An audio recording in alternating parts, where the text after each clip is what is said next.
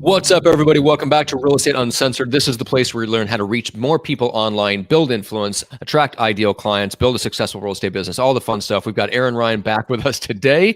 We're going to have a blast. The pre-show was ridiculous. It's essentially going to be a roast of me. So it's really just a show all about how terrible my sweater over a dress shirt combination is. We'll get to that in a second. And of course, my three wonderful children who are not, and how dare you body shame them, Greg? How dare you? I'm not. How dare you body shame my kids? That was your Christmas card photo. I'm just showing you what you put on your Christmas card. Good God, man. The junior grandmaster himself in the co-pilot seat where you so belong, far away from me. Which thankfully, because I'm not feeling so hot. So I'm glad you're not here to catch anything. What's up today, by the way? Oh, it's okay, Adam Levine. I mean, Matt Johnson. I mean, well, Aaron has another name for you, but you know, little Matty Johnson. Little Matty Johnson. New name in the industry. For Matt, it's Little Matty Johnson. It's a hit, man. People are loving it. The kids are going crazy. I mean, it's trending on Twitter. It's incredible. But no, I'm doing well, man. I'm doing well. Showing a lot of properties. It's really funny that, the minute I say I want to get out of real estate is when all these leads and business comes into my life. It's really weird how the whole universe kind of clusterfucks and kind of comes at you in different ways to keep you. Yeah, they are conspiring. Damn it. And I just want to get out of production and start selling my training courses and building my EXP downline and everything else. And no, it's like, no, you must be selling multi-million-dollar homes. I'm like, okay, fine, I'll do it. But I got to tell you guys, really have to tell you, every time we have Aaron on the show, I laugh my ass off. This dude pops off with the funniest shit ever. If we could record the pre-show and post-show, I think that would even be better than the actual show. But oh my god, dude, it's a little looser, and we make fun of Matt a lot. Little Matt Johnson. It's mostly that. I feel like it's mostly that. Yes, like a roast. This show is going to be a roast of Little Matty Johnson today. I can feel it. Dude, Matt guys came on and he came in hot. I was trying to give Aaron some ideas for Gus for his show, and I named off an individual, and Matt goes, "Hey, that's my client." Yeah. And he was being very edgy and very rude to us, wasn't he? Very rude. Yeah. I'm super rude. Yeah, that's me. Yeah. He wasn't being his usual endearing, embracing self, and it made me feel slightly offended and then more aggressive.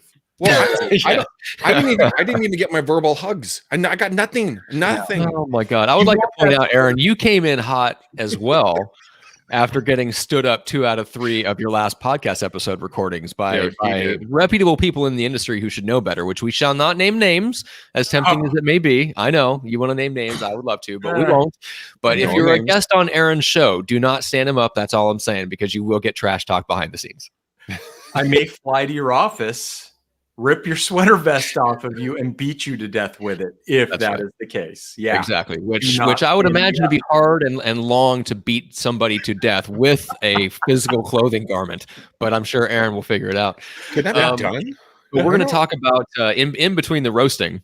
We're going to try in between the constant physical mockery of my physical appearance and my emotional well-being. We're going to try to deliver some value, because we're going to talk about Aaron's got a pretty deep background in working with celebrity clients, pro basketball players, pro athletes, as well as just high net worth individuals of all kinds, business world types, executives, entrepreneurs. And there's a couple of schools of thought that they are different, that they're not different. Like, to me, they are, and we can get into the reasons why. If you swim in that world, it doesn't really feel different. But if you're coming from like the background that I came from, I think there is a difference of dealing with high net worth people. So I will probably have a different perspective from you, Greg. Sure. But I want to get into that. I want to talk a little bit about what some of the differences are, what maybe some of the commonalities are that aren't a big deal, where they are the exact same, and how much of just a pain in the neck they are, just the same as anybody else is as a client. So I want to get into that. And then we'll just go into maybe some other stuff, profiting, making cold calls. There's a bunch of stuff that we can pick Aaron's brain on. But so let's start with this, Greg. Why are high net worth clients the same as everyone else? They're not the same. They're not the same at all, but they're actually easier to work with because they've done this more than once. They understand the process, they understand the paperwork.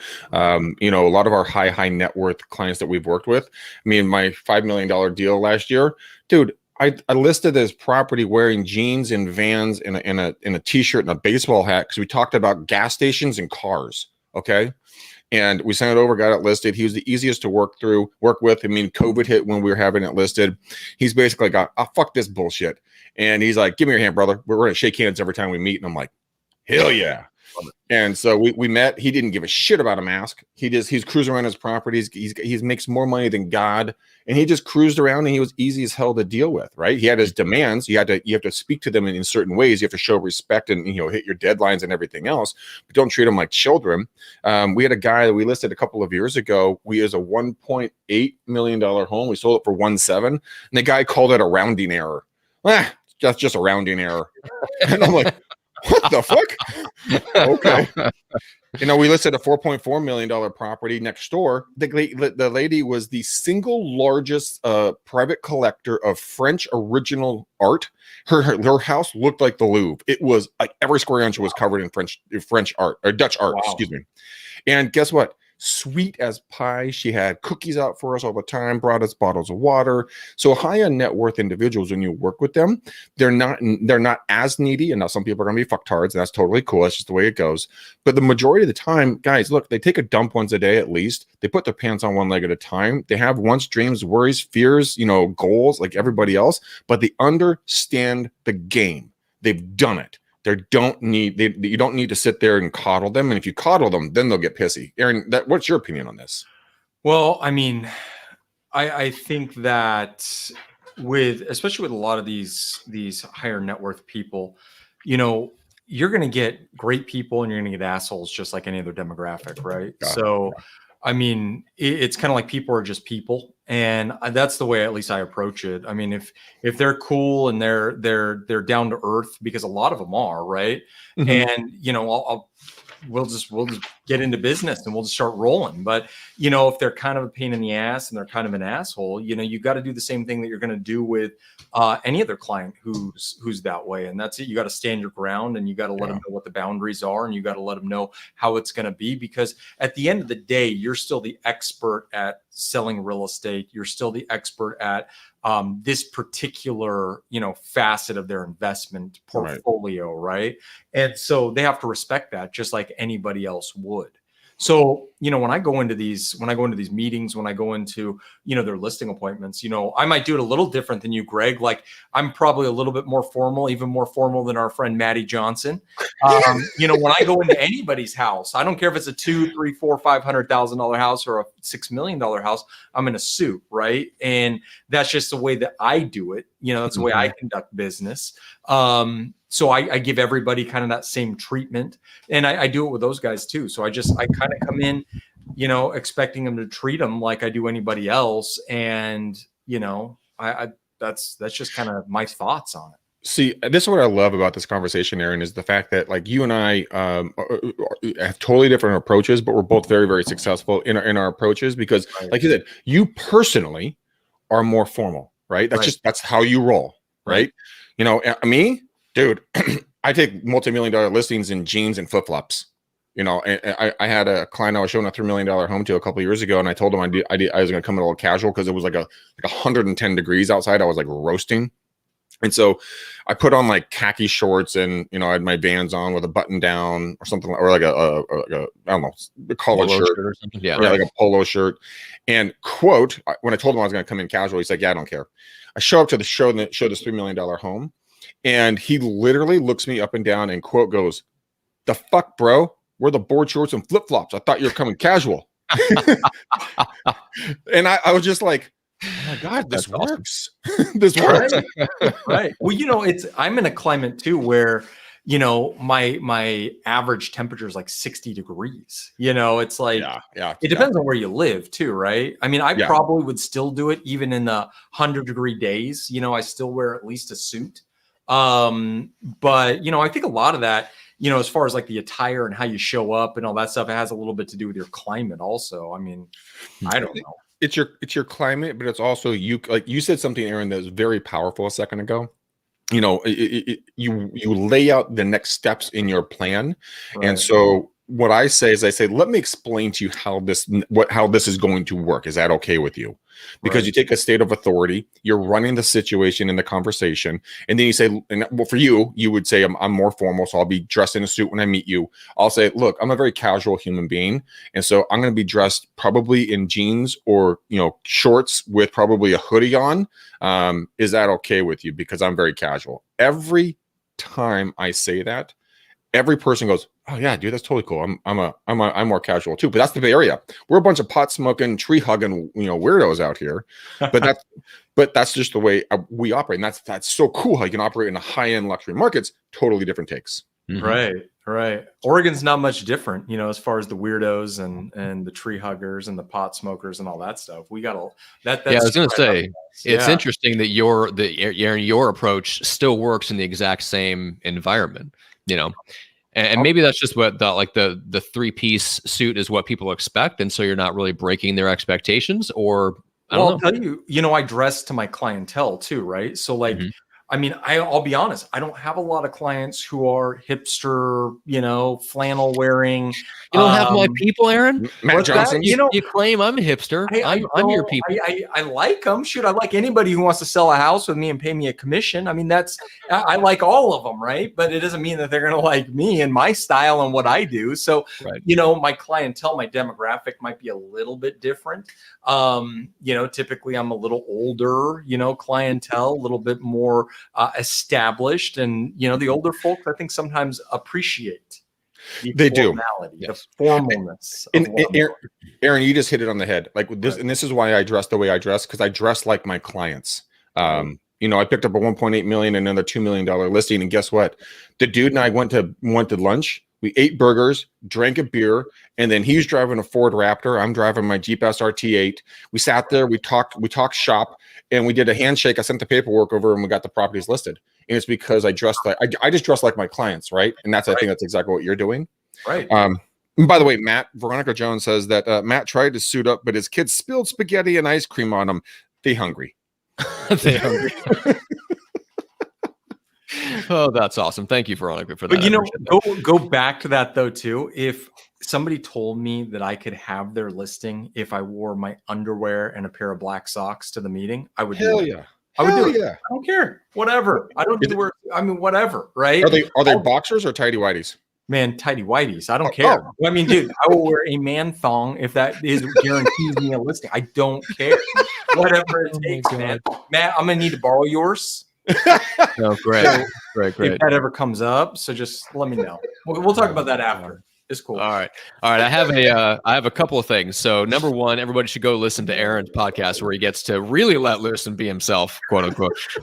Go check out Expand, Dominate, and Profit. We produce the show. It's really awesome. He has some of the top people in the industry when they show up. Mind you, when they show up, they'll actually have good conversations. So guys like Jay Kinder and Cliff Freeman and a whole bunch of the top team leaders and people like that are on the show. So go grab that. It's on Apple Podcasts and Spotify. And then there was a really good, was it Nick Sakis here had a good comment on like the difference between high net worth clients that I wanted to run by you, Aaron. He says, is it difficult to pass off the team concept?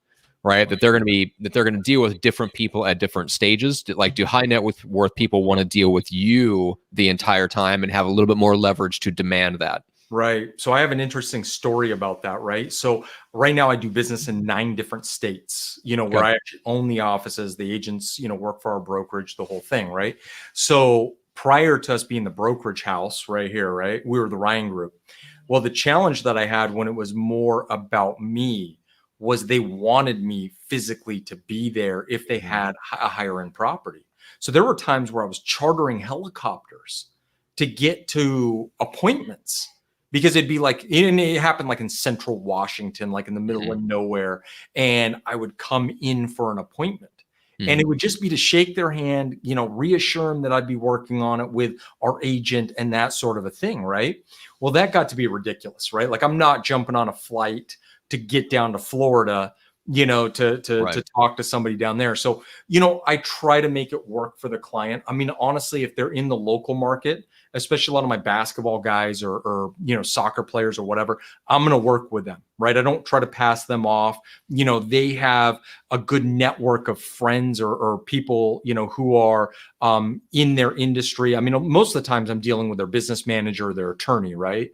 And so they're representing multiple clients. So I want to handle those myself, because I know if I do a good job for them, they're going to pass me on to, their other clients. So I want to make sure that, I'm still handling those myself.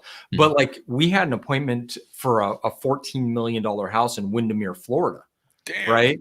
Which I think Tiger might live out there. And Shaquille, I think, has a place out there. Well, nowadays with technology, I'll let our agent do it. They'll do the walkthrough, they'll build rapport with them. They'll get to the point. And then if they need me, they can always Zoom me in. So I'll just jump on Zoom. We'll do something on their laptop. We'll talk. I'll walk them through some info. I'll reassure them that, hey, even though I'm in Oregon, I'm still available to you. I'll give them my cell phone number. And, I'll just help them kind of get that buttoned up a little bit. So, my approach is a little bit more, while I stay pretty hands off with the listings I'm not actively working on. Some of the bigger ones, like, we just did one down in Dallas, for a big, $2 million place down there. But the guy owns another 160 acres of land. Damn. And I want to get in, I want to make sure that he's taken care of. I just conference called into that meeting and, just reassured him that I'd be there. Yeah. Which makes sense to me.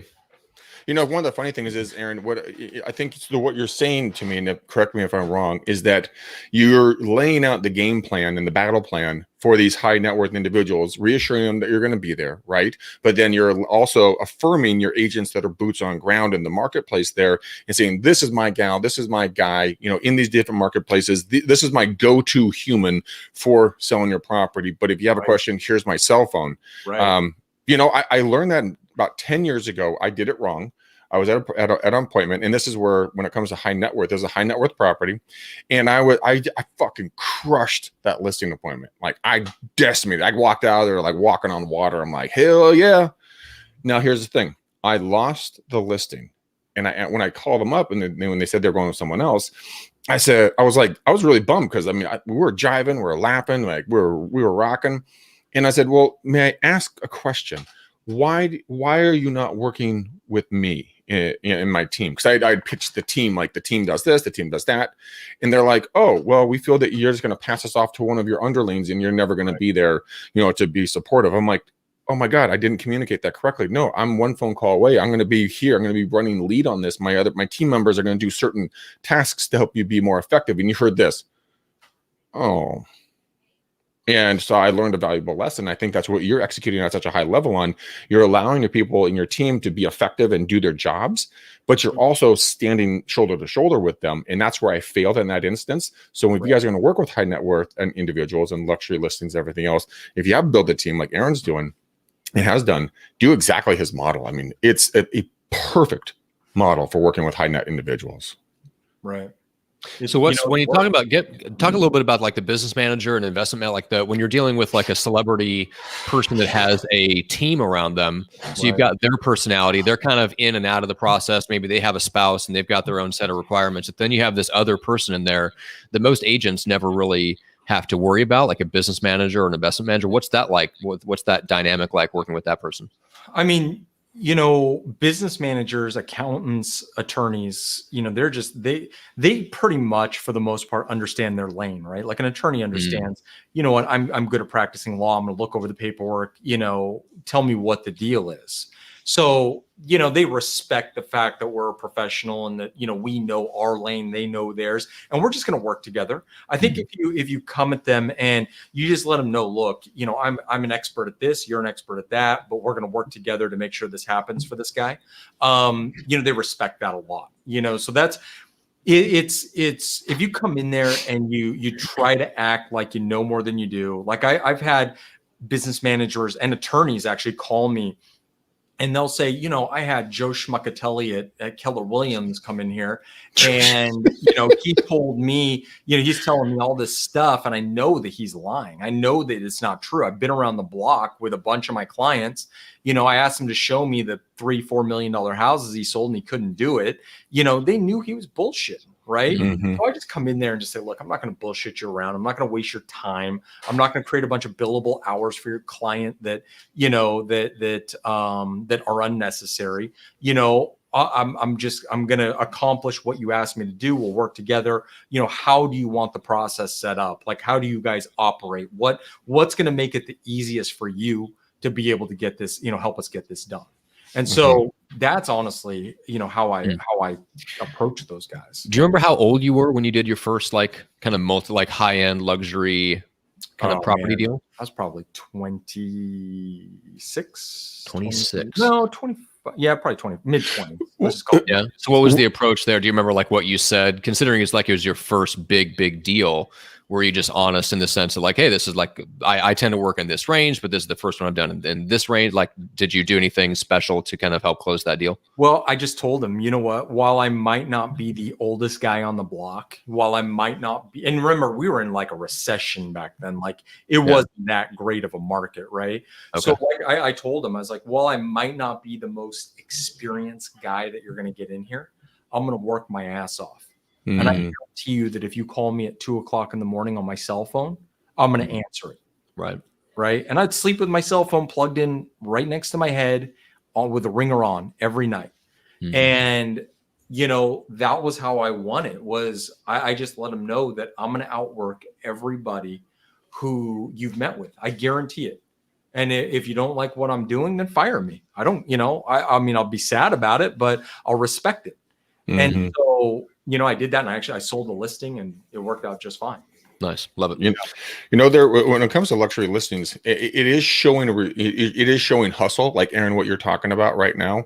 I had a gal about 5 or 6 years ago. She was a new agent, young gal, and she had been prospecting this $3 to $5 million, big property here in town, and dude, she hustled so hard. She showed up on Christmas morning, right, to this dude's house, and was like, this is so-and-so, yada, yada. I'm following up with you. And he's like, if you're going to show up at my house on Christmas morning, you're the agent I want to hire. She got it. She listed it and got additional deals from it. So it's 100% that way. But Aaron, you have to agree with me on this. We don't have to do shit except for die and pay taxes.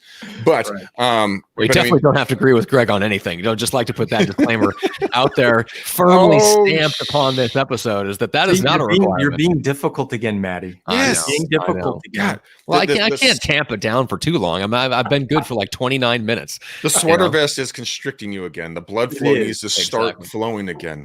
Right. But I mean, when it comes to working with luxury listings, don't ever shy away from it. Don't ever think that people won't work with you. People respect when they're at that net worth. They respect hustle. They respect being aggressive. They respect out of the box thinking. They expect you to do different things. And yes, sometimes you will be their bitch, and you will have to do things you don't want to do. But other times they're going to just let you fly. And Aaron, quick question for you, out of pure curiosity. When it comes to working, like Matt asked you when you first got it, when did you realize that, holy shit, this isn't hard.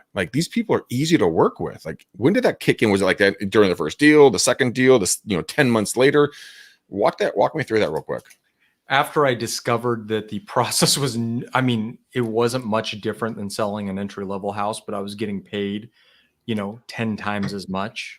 Yeah. That was, light bulb moment, right? It was like, oh shit, I can do this deal, which is the same amount as doing 5 deals. This guy, is, there's a couple little extra things to it, right? Like you might have a couple extra people in the middle of the transaction, or you might have a few more repairs because the house is going to be bigger and but for the most part, it's all the same stuff. You're just doing it at a larger price point. So that's when I discovered that it's not really a lot different. It's not really that much more difficult. It's just managing their expectations and managing the relationship. Yeah, managing the relationship, I think, is probably the biggest thing right there, because everybody, what I found is that everybody needs to be seen, heard, and understood. Right. And if you can execute that at a high level and let them be seen, let them be heard, and let them be understood, $100,000 condo, $100 million property, don't matter. As long as you got your ducks in a row and you can just sit there in confidence. And I mean, I was scared to shit when I took my first $3 million listing. Right. I mean, I was shaking like a leaf when I first got it, when I pulled into the driveway, and I'm like, whoa, like I got this from a cold call. And then we got to talk about cold calling. And I walked in and I was scared to death. And I said, hold on, stop the bullshit. Greg, this is your listing. You already got this. End of story. All we need to do is finalize the paperwork, figure out what their wants and needs are, what their timeline is going to be. This is your listing. Walked in there, got it closed, shook hands in the backyard at the table next to the pool, listed the property, sold it for $3 million. Perfect. That's the way it should be. Dude, you guys are, every single one of you listening to this or watching this, you're uniquely incredible human beings. You're all more powerful than you ever can possibly imagine. No, you don't let anybody talk down to you. Don't let anybody manipulate you. Don't let anybody intimidate you. You can do anything you set your mind to. I mean, look at Matt. I mean, Aaron and I are going to convince him to stop wearing sweater vests. I mean, because we believe in him, don't we? And stop drinking cortados. Oh, yes. Cortados. Yes. Yeah. Oh, my God. Oh, my God. The cortados. Yes. For fuck's sake. Mocking my non-existent coffee drinking habits. Oh my God. Okay. You guys want to talk about cold calling a little bit?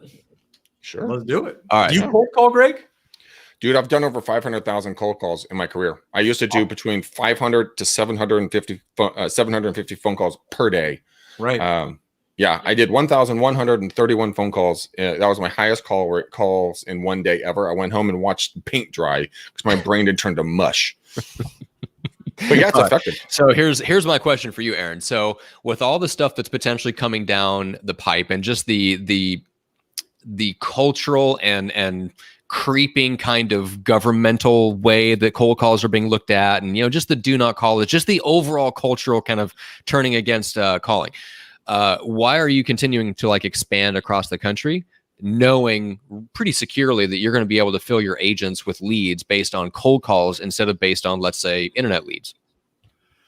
I mean, we do internet leads too. Yeah. We do that, but we're a big cold calling, business. And at the end of the day, right, are the regulations becoming a little bit more strict? Sure, they got a do not call list, but I mean, it's such a good source of business. It's such an easy way to get listings. It's such an effective way to communicate, right? I mean, it's been around for how many years, right? Cold calling's been around for how many years? It's not going to end. They're not going to say you can't call people. We may have to go about it a little bit differently. We may have to adjust the way that we've done business, just like we had to adjust to the do not call list. But it's never going to go away. I can confidently tell you is never going to go away.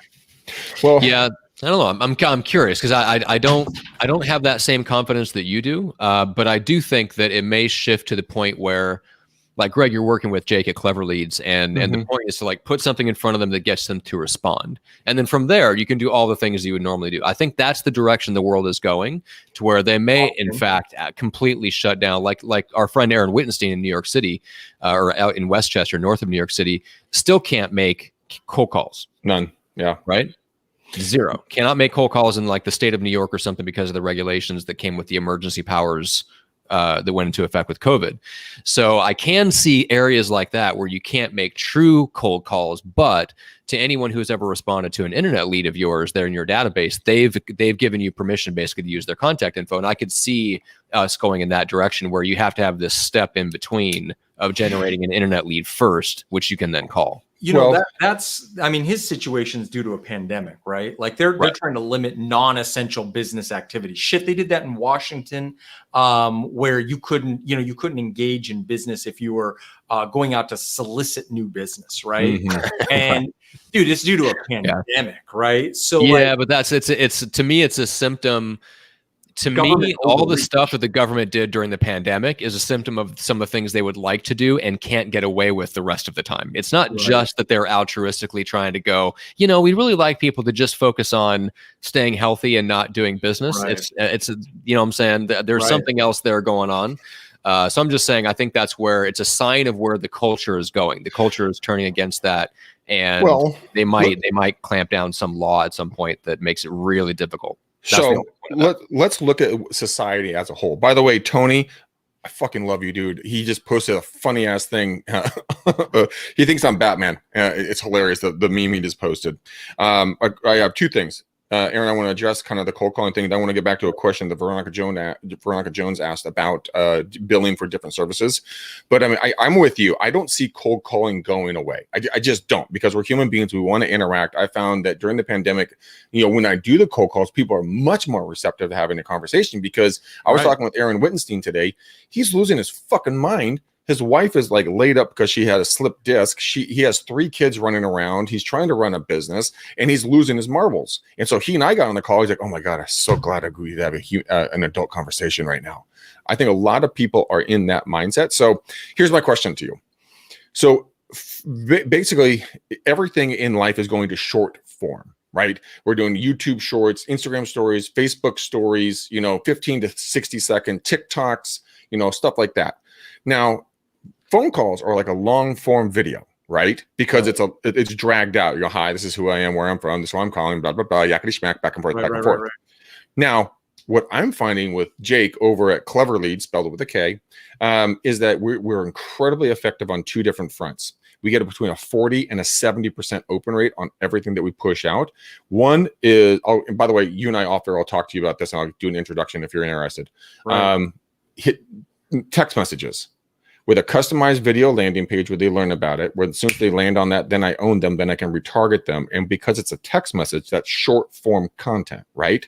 Right. The other thing that we're seeing really, really effective on is that we're doing geofencing. So since if Aaron can't call people in Westchester, New York, you drop it. You guys, a geofence is an electronic invisible fence. You drop around any geographic location, and for about $2 a month, you can push anywhere from 5 to 6 impressions on their smart devices. Servicing ads to them. It's like it's incredibly. Servicing is something different, but serving up ads. You would know about that, Matt. I have a funny story about geo-targeting.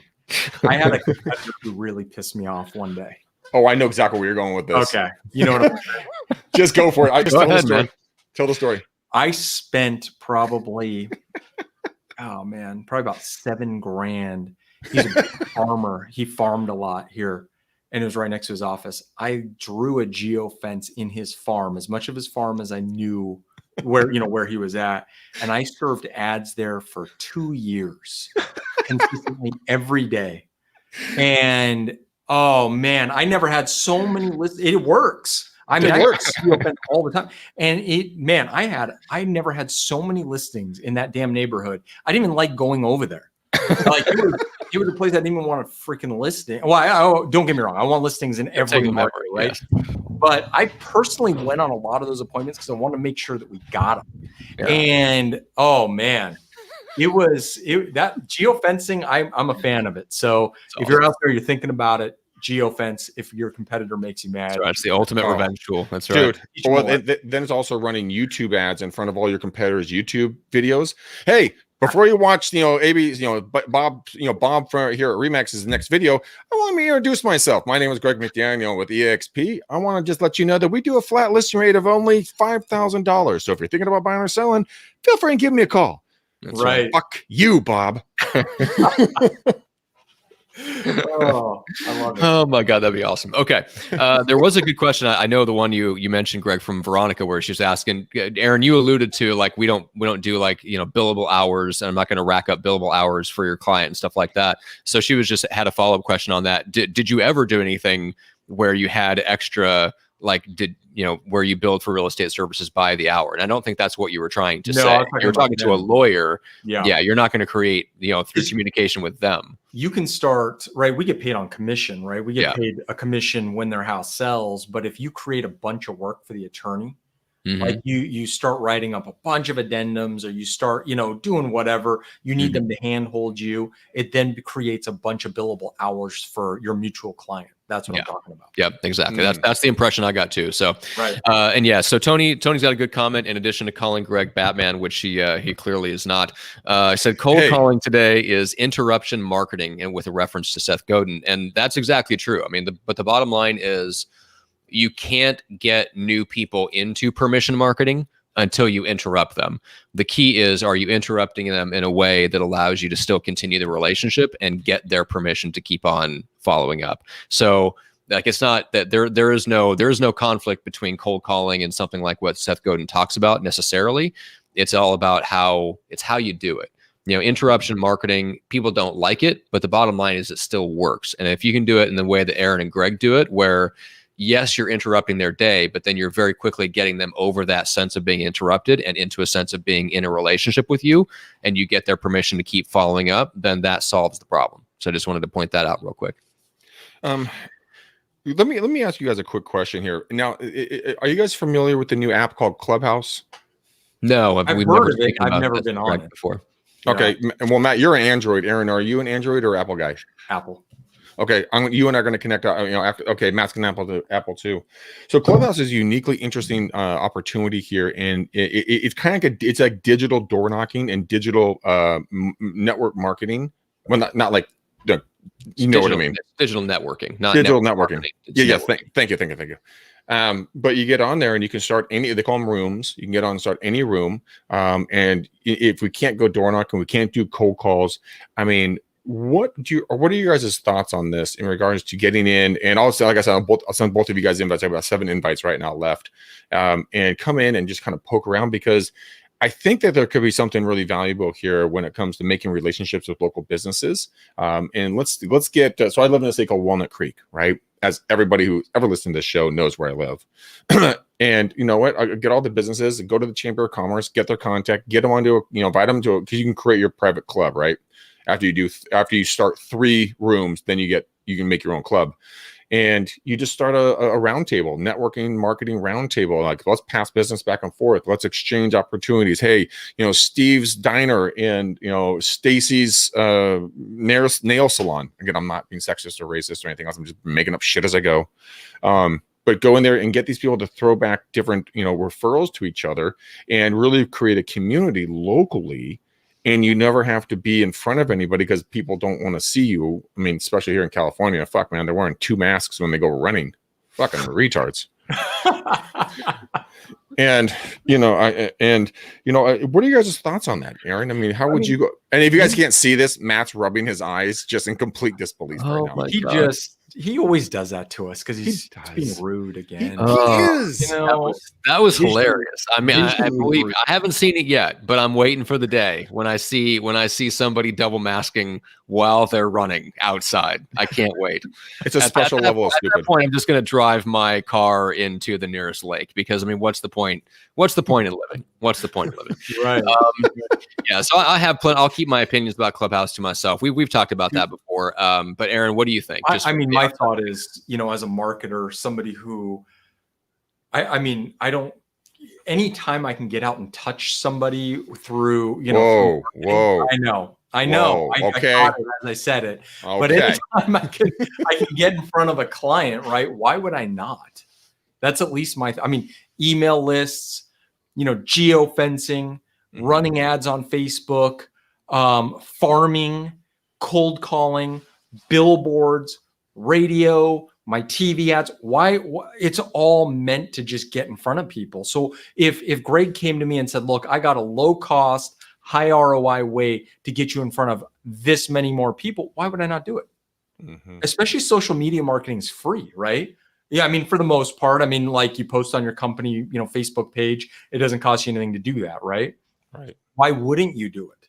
So, that's at least my thought. It's like, why, when you have an opportunity to get out there, get your brand in front of people, show them what you do, why wouldn't you take the opportunity? I 1,000% agree. And it costs you 0 money. And Matt, I know you're reading Veronica's comment here, which I'm laughing my ass off about. Aaron, have you done any YouTube ads? Because if you get 3 seconds of free advertisement in front of the different videos, 0 cost basis to you. You only pay if they click or they watch the entire ad. So you want to run like a 3-minute ad, right? They're like, just talk forever. They're going to click through it and you get free branding on everything. Have you guys tried that at all? Because luxury market people like we're talking about right now, everybody's on YouTube watching long form content, but if you can persistently be in front of them, would that be, what are your thoughts on that? I would absolutely do it. I've just never, I've never looked into it. I've never had an expert that's approached me with it. If anybody out there is listening and they do YouTube ads, call me, because now Greg's got me interested. I'll talk. We'll talk off air about it, but yeah, it's insanely effective. It's way less than Facebook ads. It's free. It's 100% free. If they click after the 3 seconds, you still get your brand. So get in front of them, pop them, and hit them.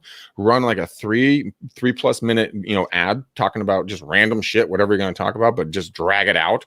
So they're like, oh gosh, damn it, skip. Right. But then you're in front of them. There's a guy named Alric, just a crazy little dude. I don't know where he's based out of.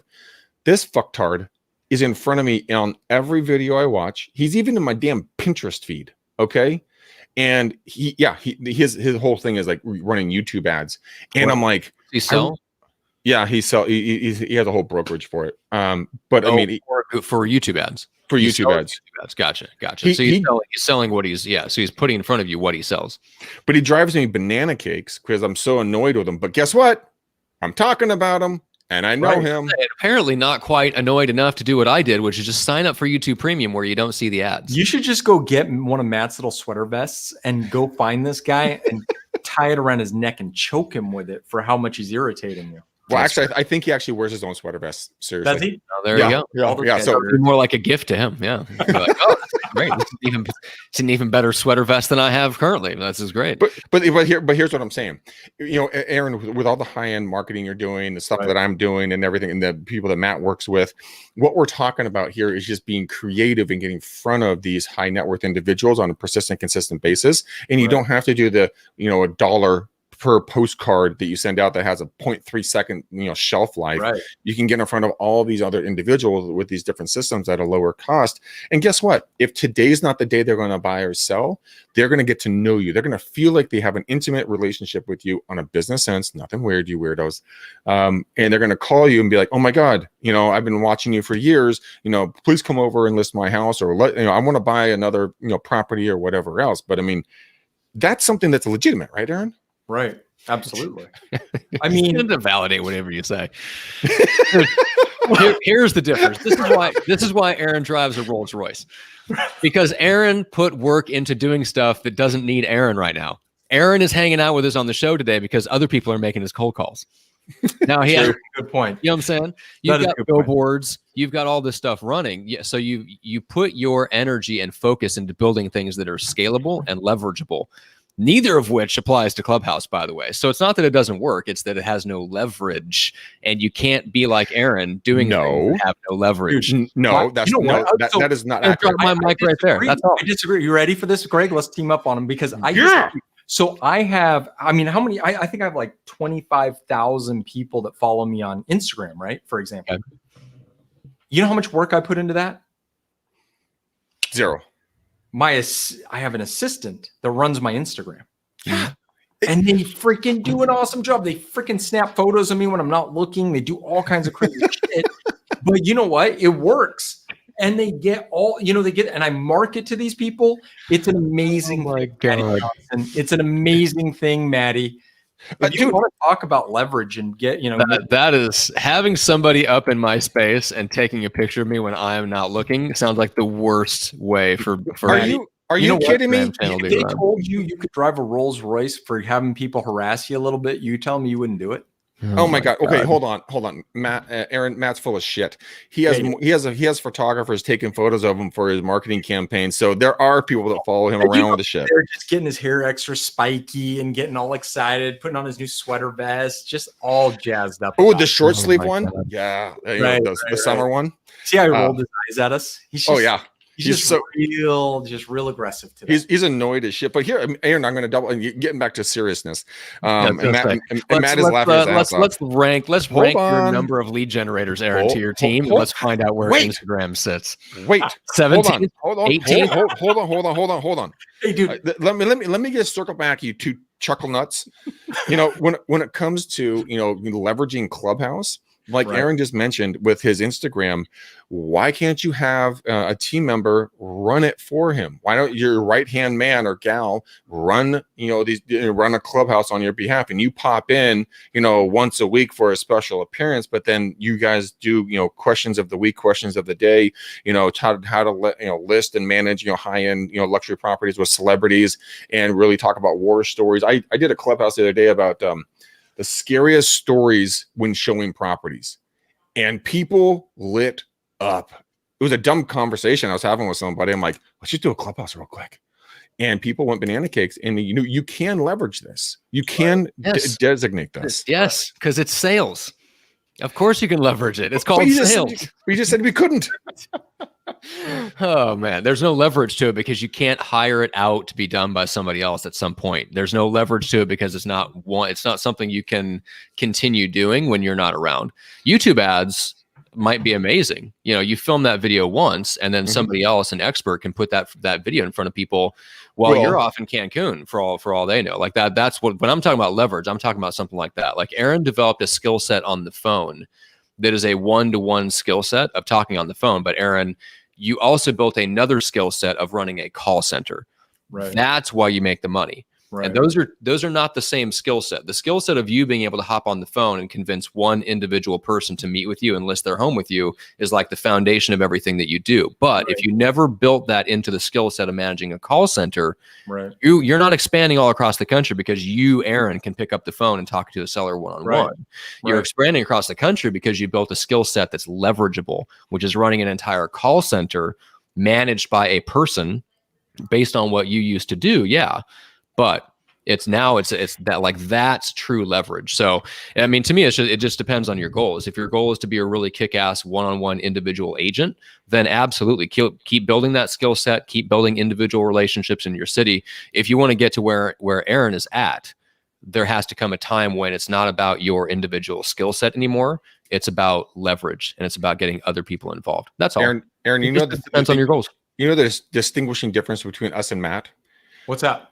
We like people, and we want to talk to them. He's very irritated with us today. We're the nicest guys he knows, and he's just so irritated. And if I know all of my clients and friends are nice, that's why they're clients and friends. They're all nice. If you were a cat, your tail would be twitching. Right. So bad right now. And he just lied to us because nobody likes all their clients. I don't like all my clients. Yeah, but I don't take on clients I don't like. I mean, every once in a while, you guys will have a hissy fit or something about something, but that's, what I'm saying, I don't take on clients I don't like. Matt, this is nice. you. Nice. There it is. The cat. Yeah, that's right. Look how annoyed he looks. That's a face little Maddie gave us today when we first jumped on this thing. That's how he looked. Guys, the guys are listening right now. I have a picture of my now, sadly, but he has passed away, my cat Bandito. My mom last Christmas decided it would be a fantastic idea to get him a box of like rubber lizards. And I'm like, what the fuck are you doing? She's like, oh, I heard everybody likes them. And I piled them all on top of him. He's on my couch and he looks miserable. And that's Matt with me and Aaron picking on him. We're not even picking on it. We're just making observations. Never. I enjoy it. All right. Want to wrap this thing up? Yeah. So first of all, go to Apple Podcasts, go to Spotify, subscribe to Expand, Dominate, and Profit.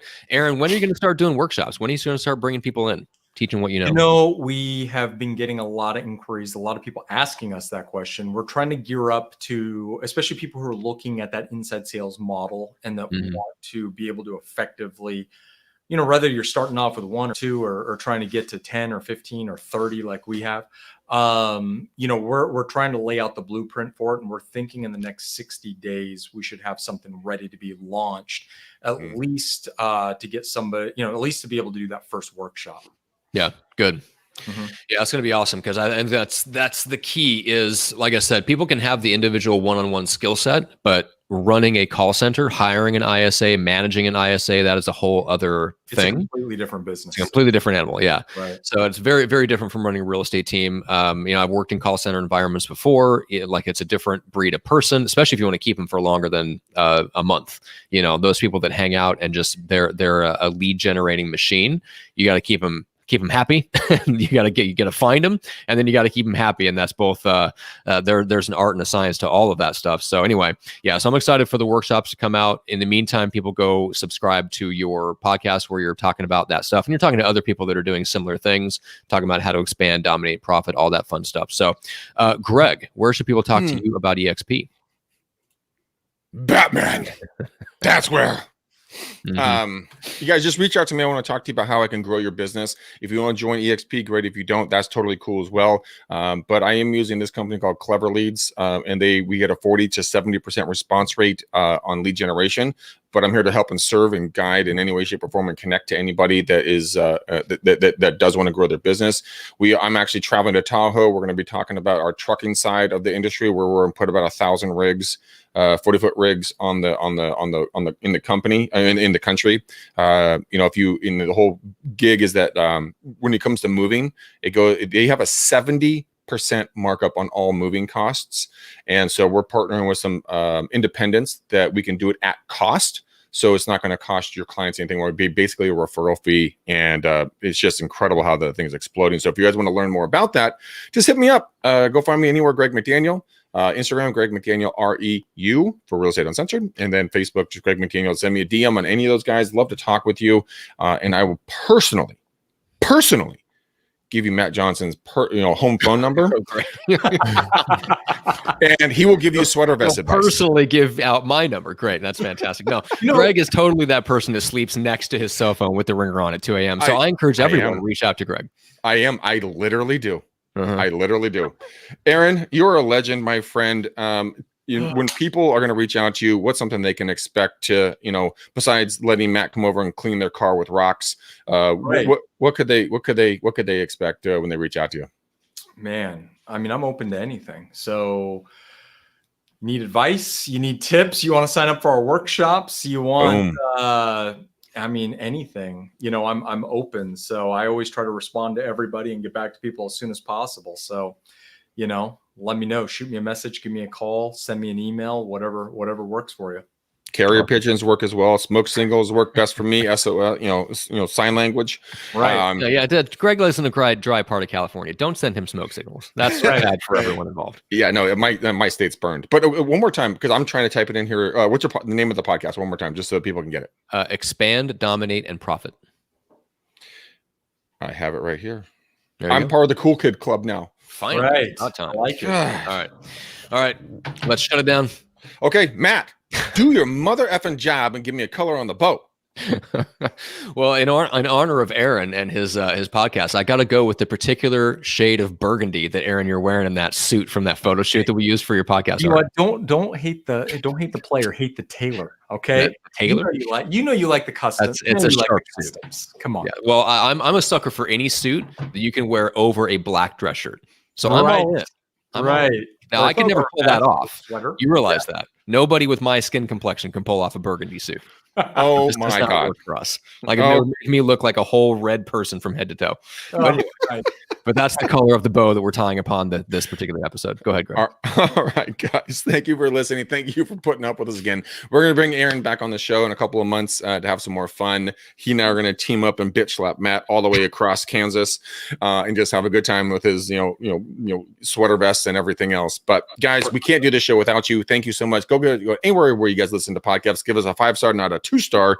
However, you put the algorithm in front of more folks. If you like anything you heard today, which you better fucking have, I want you to go give us a review, tag Aaron in it, tag Matt, or tag myself, and then share with your friends and family. But we have a burgundy bow. Ooh, that rhymes. We have a burgundy bow on the show. Ooh, I should be a rapper. And thank you guys for your time. Love you to pieces. Until next time, peace out, ninjas. We gone.